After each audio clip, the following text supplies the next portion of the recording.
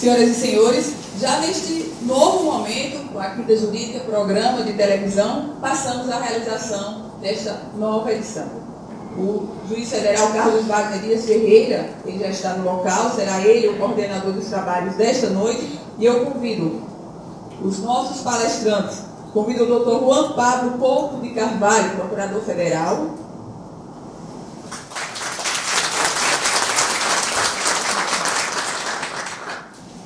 Convido também o doutor Alessandro Antônio Stefanuto, ele que é chefe da Procuradoria Federal Especializada. E convido o doutor Bruno de Albuquerque Batista, advogado especializado na direito constitucional.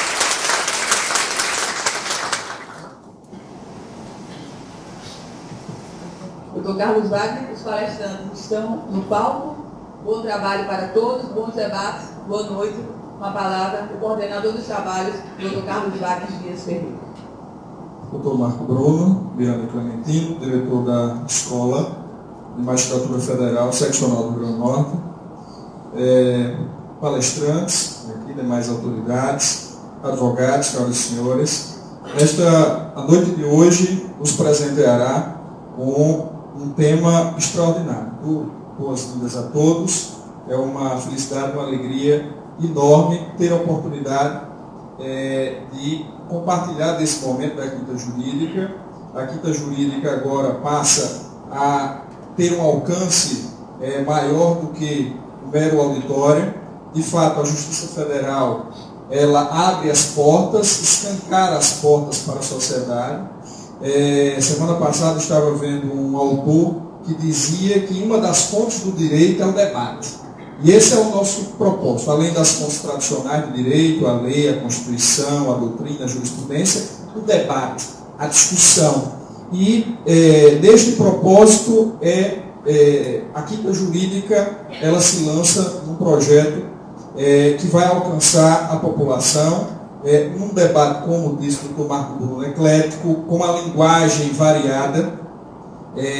Essas sessões, essas edições da Quinta Jurídica, elas serão transmitidas pela TV Assembleia às quartas, quintas e sextas-feiras, a partir das 21 horas.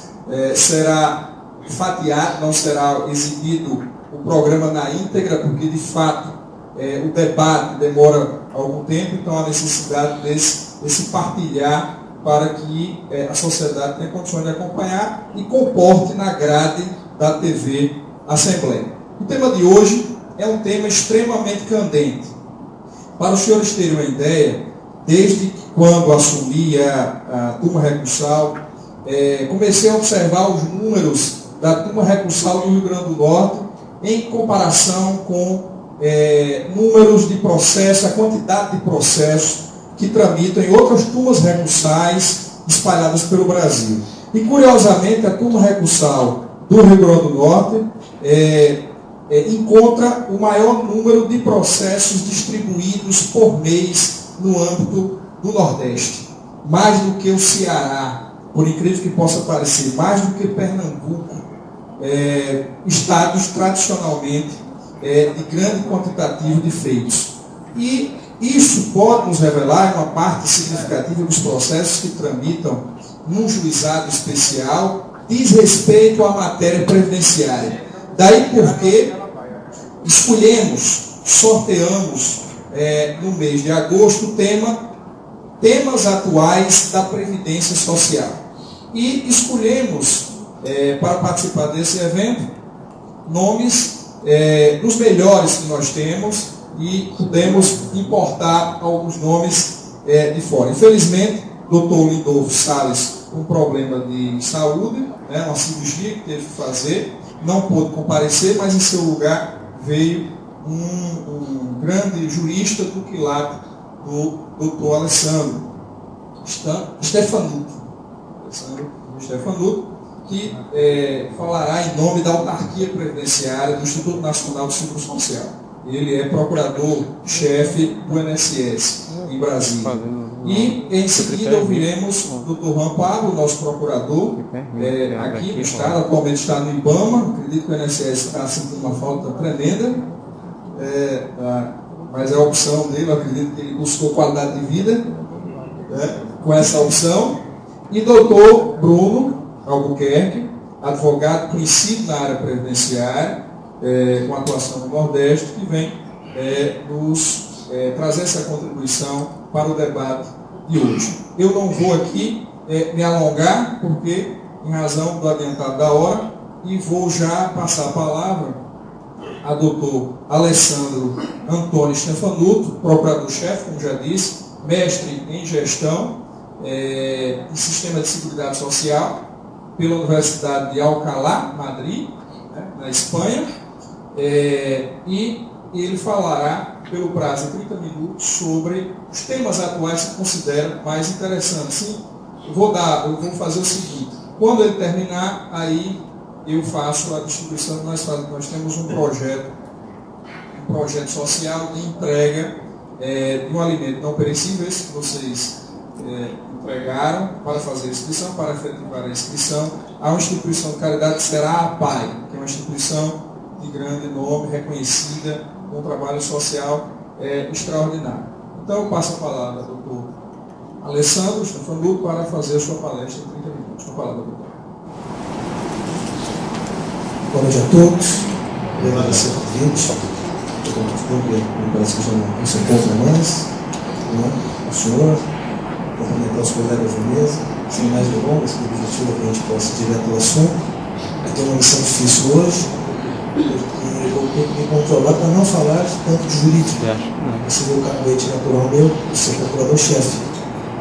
Mas eu estou representando o presidente da INSS. Então eu vou falar muito mais da autarquia, dos seus desafios, e óbvio que os desafios da autarquia se refletem, se não atendidos, no mundo jurídico, porque fatalmente aqueles brasileiros que não são atendidos vão ao judiciário buscar ali, nessa última esperança, aquele benefício que entendem correto. Também é difícil substituí-lo, porque ele é potiguar, estarei aqui muito mais à vontade, com certeza, e eu me cumpri essa missão, mas com muita satisfação. Muita satisfação, porque componho hoje a equipe do ministro Garibaldi, e sei que representa o ministro Garibaldi nesse Estado, no Brasil todo hoje, o que representa para nós que estamos tendo a oportunidade de conviver diariamente com ele e aprender o jeito nordestino, o jeito potiguar de ser, se tornar mais brasileiro. Eu que sou paulista, tenho me tornado mais brasileiro, e o ministro Garibaldi com certeza tem uma participação nisso. Bem, o INSS é a maior autarquia do Brasil. O INSS, dizem até, que seria uma das maiores autarquias do mundo, pois administra números fantásticos. O INSS tem hoje, em seu quadro de atendimento, 1.500 agências pelo Brasil todo. Nós atingimos aproximadamente mais de 1.300 municípios no Brasil. O INSS tem em sua folha de pagamento de beneficiários 30 milhões de beneficiários que todos os meses recebem em dia seus pagamentos dos seus benefícios. Desses 30 milhões, 4 milhões são loas, mas que o INSS administra, embora seja um benefício assistencial. O INSS tem aproximadamente, somando os médicos, peritos, somando todos os servidores públicos que operam a matéria previdenciária, inclusive os procuradores, quase 40 mil servidores. O INSS também atende semanalmente mais de 1 milhão de brasileiros em suas agências. O INSS também tem aqueles que ainda não recebem benefício, mas são contribuintes. E se nós pegarmos o número de pessoas que são contribuintes e somarmos aos beneficiários, nós chegamos a um número fantástico, de praticamente 75 a 80 milhões de brasileiros. Se vocês me permitirem fazer um exercício aqui, que é fácil de fazer da nossa cultura, 80 milhões de brasileiros. Fatalmente, um brasileiro terá casado, a brasileira terá casado, ou terá um filho, ou seja, um dependente sempre existe. E nós homens temos a facilidade de casar. As mulheres são muito compreensivas, mesmo com aqueles que não carregam aqueles dotes tão bonitos da outra natureza. Então não é difícil imaginar que nós podemos chegar a ter relação jurídica que permita aí fugir da gestão com 150 milhões de brasileiros. É, fatalmente, o ente que tem mais relação jurídica no Brasil. Talvez os bancos, mas o INSS é um dos maiores. Então, com relação jurídica com tantos brasileiros, me permita agora, doutor, fazer uma pequena defesa, antecipando o que depois pode acontecer comigo, com o doutor Bruno falando por último, nós somos os maiores participantes em qualquer fórum de justiça. Na federal, nós somos o maior cliente. O INSS tem outros números monstruosos também. Todos os meses nós pagamos 30 bilhões de reais em benefício a todos os 30 milhões de brasileiros que recebem benefício do INSS. São 360 bilhões de reais por ano. Então nós somos o maior distribuidor de renda do Brasil. Mesmo perto dos projetos sociais, do Fome Zero e de outros projetos, realmente o INSS tem uma parcela de distribuição muito grande. E me permitam transmitir um gráfico por palavras. A linha de pobreza nossa, sem distribuição do INSS, especialmente para as pessoas após 60 anos, seria enorme. Nós teríamos uma tragédia. E que o INSS cumpre esse papel, um papel obrigatório, um papel institucional, mas que cumpre diariamente. Por outro lado, o INSS ainda carrega alguns pesos e carrega algumas heranças negativas de tempos que nós tínhamos muita dificuldade em atender os brasileiros. E isso é difícil de apagar. Destruir uma imagem bem construída é muito rápido. Reconstruí-la é muito difícil. O INSS hoje não tem mais filas, pelo menos ordinariamente. Todos os meses, 7 milhões de brasileiros fazem o agendamento pelo serviço 135, que trouxe de volta a dignidade das pessoas que usam o nosso serviço. E parece que o que eu estou falando aqui não tem nada a ver com o jurídico, mas tem tudo a ver, porque toda vez que faz esse sistema, ele vem para cá para dentro, para o Poder Judiciário. É fato isso. Isso é fato. Para terminar com os números, nós podemos dizer que hoje o INSS, dentro de todo o serviço público, é o único órgão que tem um planejamento sério, feito, que se chama de down-top, de baixo para cima, com metas estabelecidas, com indicadores claros e que, caso não sejam alcançados, os servidores têm perda de salário. Chama-se GEDAS, essa parcela remuneratória. E caso eles não alcançam, não é simples alcançar, eles têm perda. O INSS tem uma sala de monitoramento, que é uma pena, mas eu convido a todos que estejam em Brasília por algum momento, essa sala, nós temos muito prazer, muito orgulho de mostrar, onde eu posso, a qualquer momento, entrar numa agência de Mossoró e saber quem está sendo atendido, qual brasileiro, qual o CPF dele, qual o nome, quanto tempo ele está na fila, quantas pessoas estão mais de 2 horas, que é inaceitável isso, qual o resultado da perícia dele, qual o resultado da concessão. Mas nós temos tudo isso online. Você vai à sala de monitoramento e observa. A sala de monitoramento não serve só para a gente conhecer os problemas, mas para poder agir rapidamente. Isso tudo para dizer aos colegas presentes que o INSS hoje é uma máquina muito evoluída, mas muito aquém ainda, doutor, do que os brasileiros precisam. E aí, por que o INSS, e aí a avaliação do Procurador-Geral, tem tantas ações? São várias causas.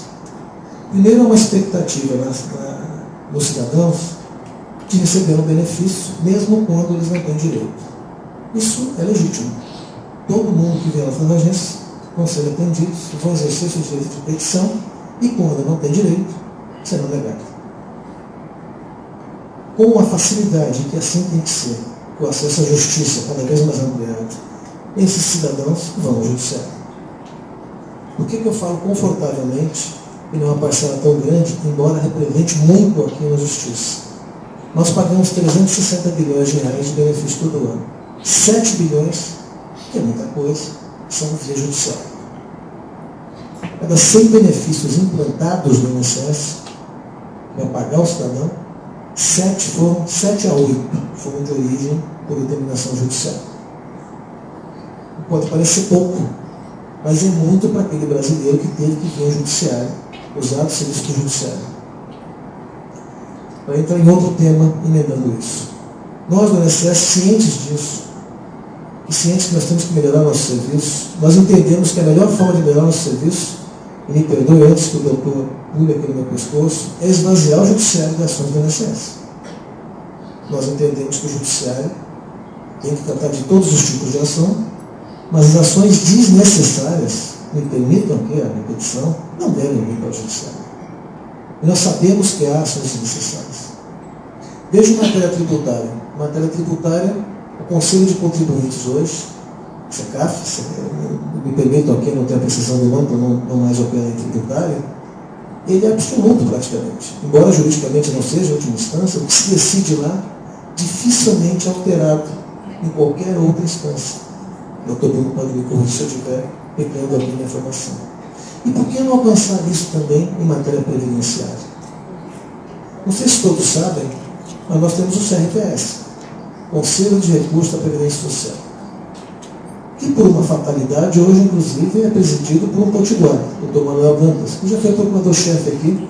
Fatalmente todos os conhecem pelas suas qualidades, também pelo jeito alegre que sempre nos traz quando podemos estar juntos.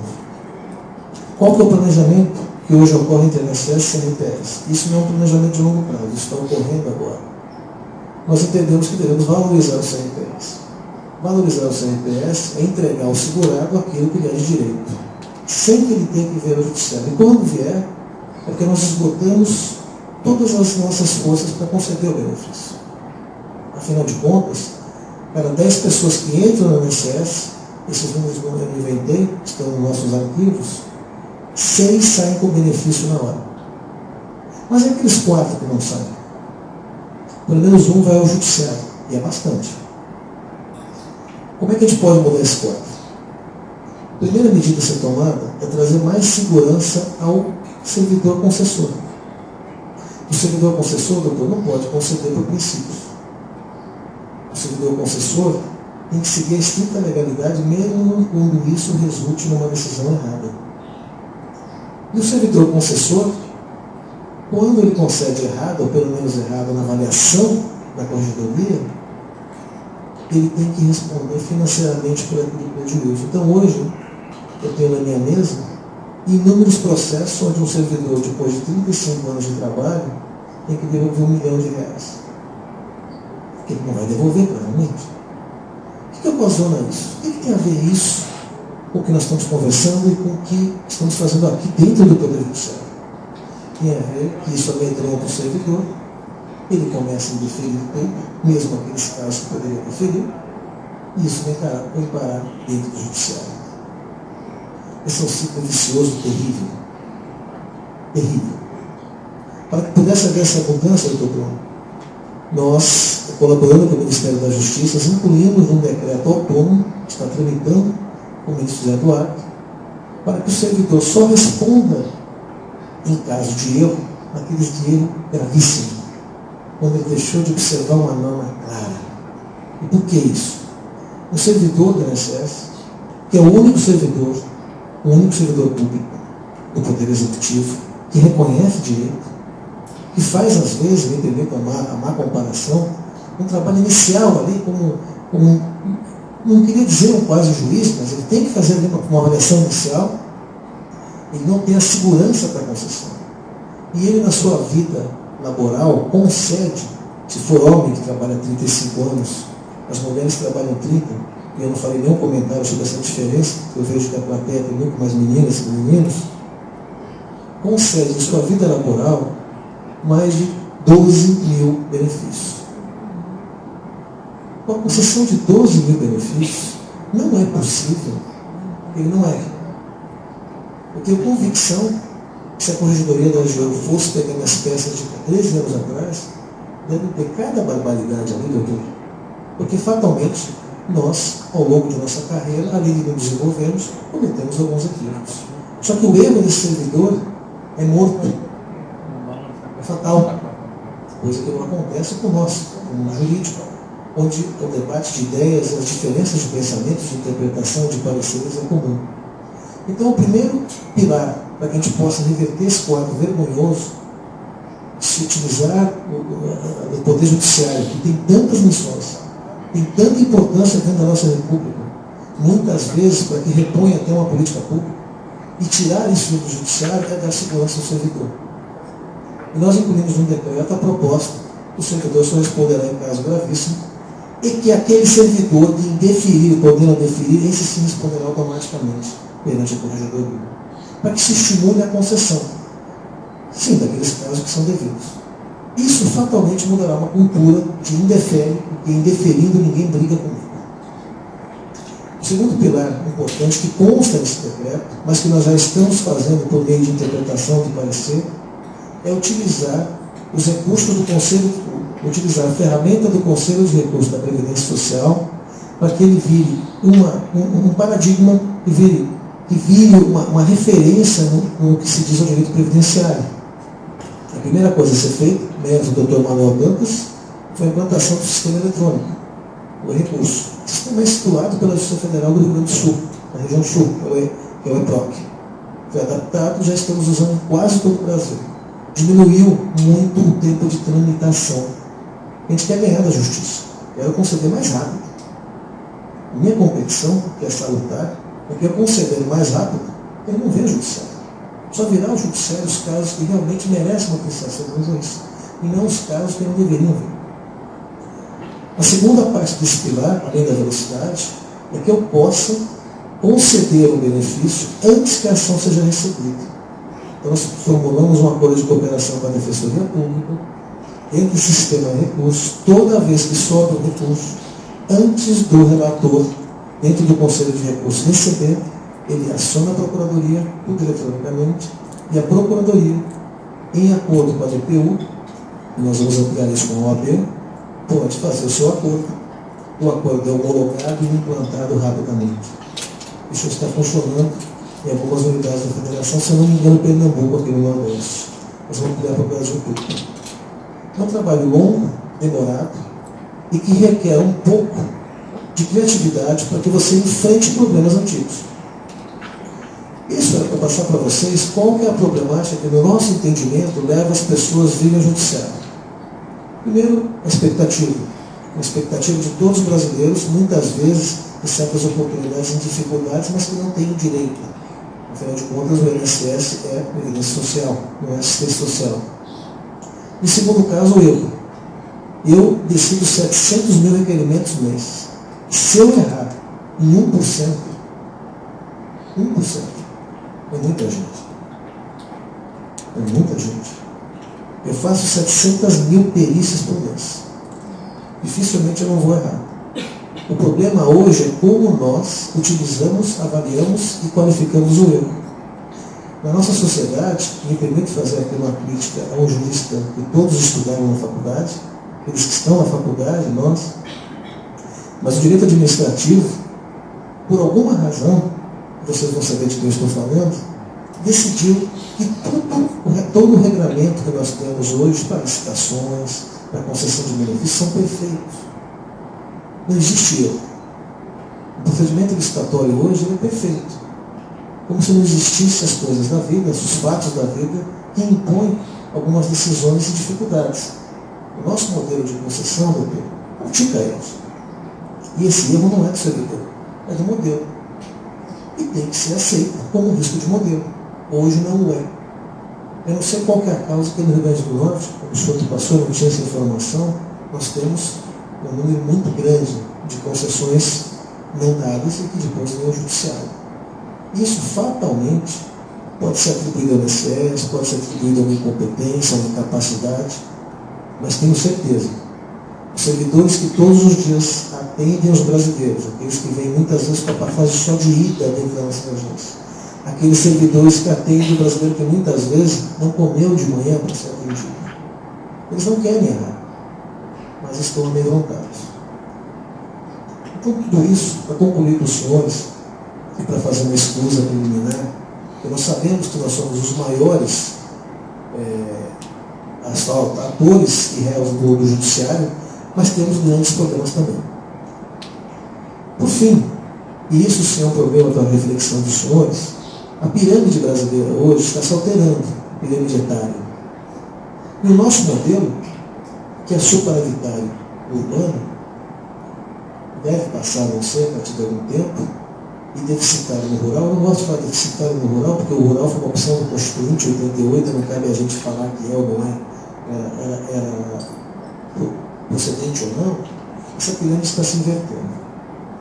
Essa pirâmide que era um triângulo quase perfeito, onde as faixas etárias menores poderiam sustentar o nosso regime de repartição, está virando a impropriedade, e o doutor me permitiu que eu falasse mais informalmente, está virando um hambúrguer.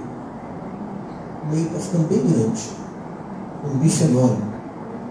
E aí você não vai ter gente para pagar o regime de repartição. Esse é um problema europeu.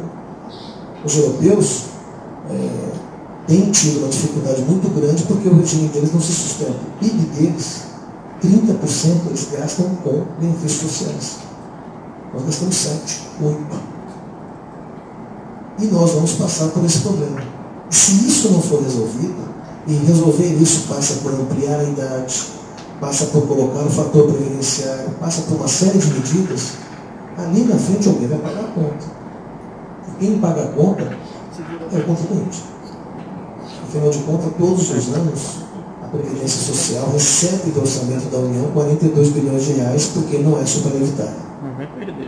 Então existem várias causas de hábitos, várias causas em função da gente que nós vivemos mais, que acabam afetando diretamente a Previdência. A minha felicidade é que hoje, todos os lugares que nós somos chamados para contribuir com alguma fala, é notório o interesse das pessoas em Previdência Social. A Previdência Social hoje está na moda. Não sei se é por conta do ministro Garibaldi, não sei, é uma pessoa extremamente acessível, simpática, que sabe tratar dos problemas com uma leveza enorme, mas o fato é que a Previdência Social, até os jovens se interessam. E tem que se interessar. E quando chegar aos 50 anos, aos 60 anos, 70 anos, essa geração que está com 20 vai se aposentar mais tarde, tem que saber que hoje, as decisões tomadas erradas hoje vão impactar na sua aposentadoria lá na frente. E as decisões tomadas hoje, nós não temos ideia do impacto, porque a história é contada depois. Hoje, em relação ao servidor público, que não é matéria da INSS, mas a matéria previdenciária, nós tivemos a maior reforma feita a favor da população é de autoria do ministro Garibaldi, que foi o FUNPRESP, o Fundo de Previdência do Servidor Público. Esse fundo, ao longo de 20, 30 anos, inverte totalmente os gastos que a União tem que ter com os servidores. Hoje ninguém vai lembrar. A história, infelizmente, ela endossa essa parte. E a mesma coisa nós teremos que evoluir em relação à Previdência Social. A Previdência Social, o regime geral, se a gente não fazer as mudanças que nós temos que fazer, com dificuldades políticas, dificuldades mesmo de compreensão da população, lá na frente seremos obrigados a fazer ofendendo direitos, né? Tendo que forçar interpretações, acabando com a expectativa das pessoas, né? Destruindo até vidas. As pessoas se planejam para aposentar. Por isso, eu gostaria que os senhores guardassem, se podem guardar alguma coisa da minha fala, e nunca esqueçam a Previdência Social como sua. A Previdência Social é dos senhores, não é minha. Eu estou me segurando para entrar em alguma questão jurídica, porque eu estou diante de dois advogados que vão falar. Eu queria dar uma amostra geral da autarquia, dizer a vocês que o INSS a cada dia tenta melhorar seu serviço, tem suas dificuldades, e nós chegaremos lá, mas que a Previdência é dos brasileiros. A Previdência não é do INSS, do operador, é dos brasileiros. E todos devem se preocupar com ela, porque qualquer dia vão precisar dela. Com isso eu gostaria de encerrar, doutor. Não sei se eu fui completo, até porque a missão é difícil de completar o doutor Lindolfo sem que eu falasse de jurídico, e agradecer a paciência de vocês, a indulgência comigo, de ouvir esses números, guardem esses números, porque toda vez que a gente vai a uma agência do INSS, a gente imagina que esse diretor pode estar de má vontade, a gente pode ficar imaginando que o sistema não agrega, que é ruim. A Previdência Social tem suas dificuldades, mas evoluiu muito. E nessa evolução, nós queremos chegar a um ponto de esvaziar, fica aqui o desafio, esvaziar o judiciário de ações judiciais necessárias. Tenho certeza que não faltarão outros assuntos importantes para o judiciário cuidar. Nosso país é um país de informação, uma democracia de informação, e o Poder Judiciário tem mais ainda relevância nisso. Mas que não sejam com ações daquele brasileiro coitado, que para ele a apelação é a ação da vida dele. Não é? Todo mundo que teve uma doença grave, uma doença que poucas pessoas têm, sabem como ser o único é complicado. E eu encerro dando o meu exemplo. Eu tive uma doença aos 20 anos, um câncer muito grave, que 1 em cada 500 mil homens tem. E eu me lembro do médico falando para mim, não, mas é 1 em cada 500 mil. Mas eu fui esse homem. A mesma coisa acontece com aquele que tem o benefício negado quando não era para ter negado. Para ele o Estado não está presente, para ele o Estado falhou. E ele vai ao Estado juiz para resolver. Esse é um problema grave, porque inviabiliza o Poder Judiciário, inviabiliza todas as questões, inviabiliza os grandes debates e acaba finalizando, acaba não levando ao brasileiro aquilo que lhe é devido no final. Muito obrigado pela paciência, obrigado pela toda a indulgência. Espero que eu possa, nos debates, sem ser massacrado, possa falar um pouco mais de autarquia com você. Muito obrigado.